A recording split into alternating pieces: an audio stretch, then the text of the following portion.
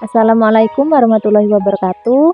Perkenalkan, nama saya Anissa Apriani, NIM 856782008. Saya mahasiswa Universitas Terbuka dari UPBJJ UT Palembang.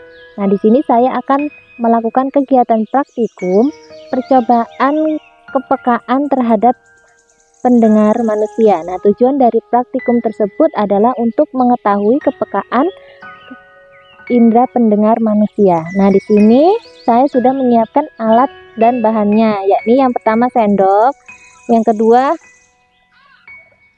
gelas. Sebenarnya menggunakan mangkok ya. Di sini saya menggunakan gelas, kemudian sapu tangan dan kapas. Nah, di sini saya dibantu teman saya ya untuk melakukan kegiatan praktikum. Mari kita lakukan.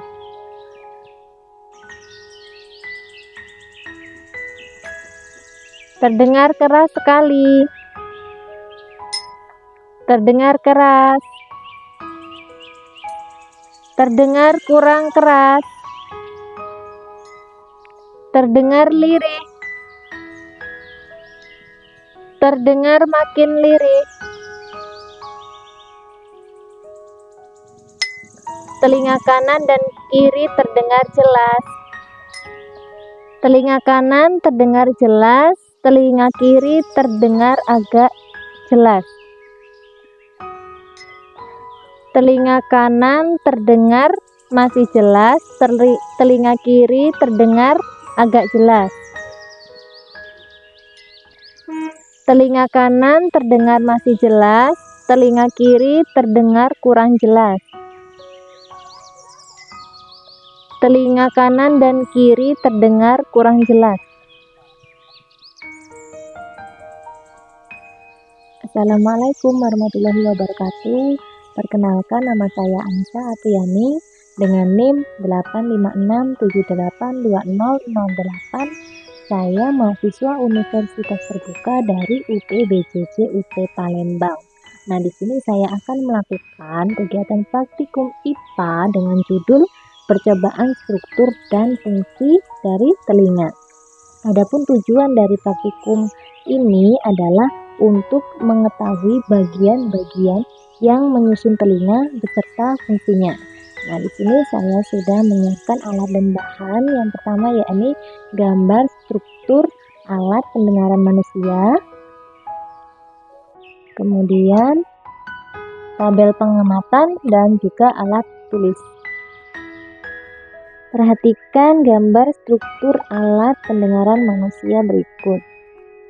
Telinga merupakan alat indera pendengaran manusia yang berfungsi menginterpretasikan getaran menjadi berbagai persepsi bunyi. Telinga terdiri dari 3 bagian.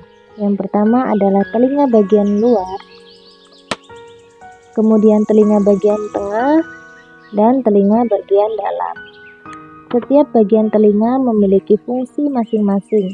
Telinga bagian luar berfungsi sebagai penampung gelombang bunyi untuk diteruskan ke saluran telinga.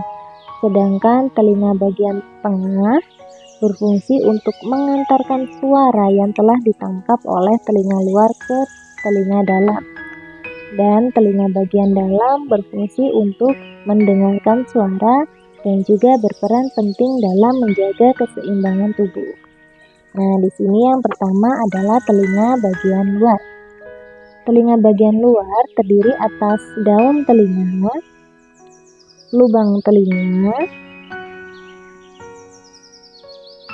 dan saluran pendengaran.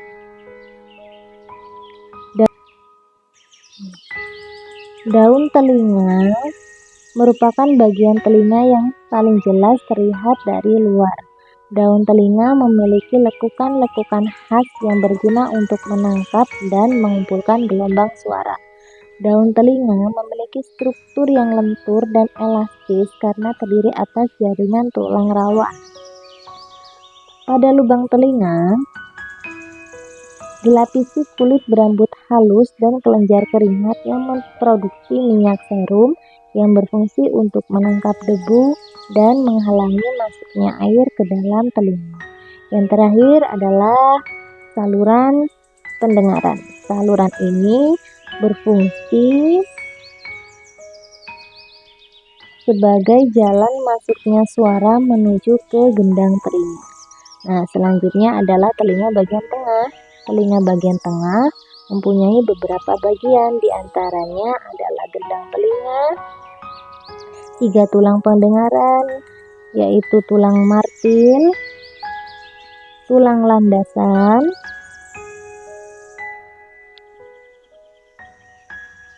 tulang sanggurdi, dan yang terakhir adalah saluran Eustachius. Gendang telinga merupakan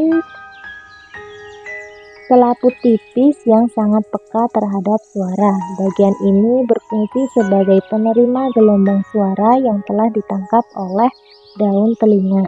Sedangkan 3 tulang pendengaran, yaitu tulang martil yang melekat pada gendang telinga, tulang landasan, dan tulang sanggurdi yang melekat pada lubang yang disebut dengan tingkap oval.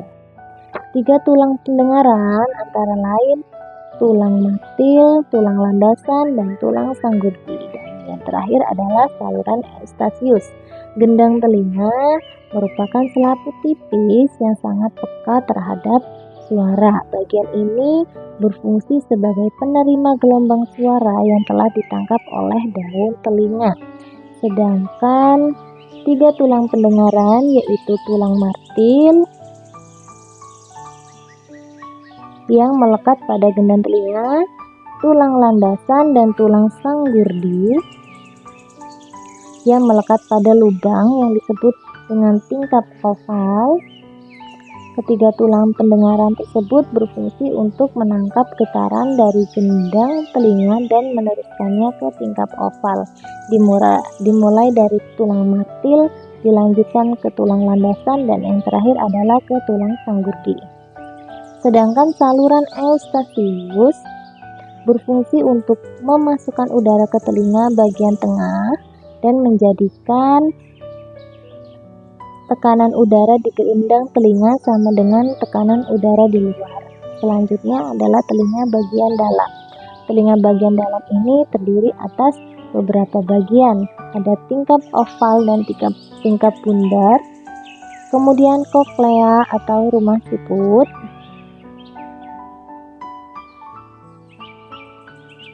saraf pendengaran, dan 3 saluran setengah lingkaran. Yang pertama, tingkap oval dan tingkap bundar berperan sebagai penerus gelombang suara dari tulang pendengaran ke rumah siput. Sedangkan rumah siput atau koklea yang bentuknya menyerupai cangkang siput berfungsi sebagai penerima gelombang bunyi yang menjadi rangsangan bunyi dan akan diteruskan ke saraf pendengaran. Saraf pendengaran berfungsi sebagai penerima rangsangan suara dari koklea menuju ke saraf otak. Dan yang terakhir adalah saluran setengah lingkaran. Bagian ini berfungsi sebagai penyeimbang dalam tubuh. Itu tadi adalah struktur dan fungsi bagian-bagian dari telinga. Kesimpulannya adalah struktur telinga terdiri atas 3 bagian, yaitu telinga bagian luar, tengah, dan dalam. Tiap-tiap bagian telinga memiliki fungsi masing-masing. Telinga bagian luar berfungsi sebagai penampung dan pengirim getaran suara ke telinga bagian tengah. Telinga bagian tengah berfungsi untuk menjaga keseimbangan tekanan udara luar dan dalam pada telinga serta meneruskan getaran ke telinga bagian dalam. Sedangkan telinga bagian dalam berfungsi untuk mentransmisikan getaran ke otak sehingga diterjemahkan menjadi bunyi. Sekian dulu percobaan kali ini. Sekian dan terima kasih. Wassalamualaikum warahmatullahi wabarakatuh.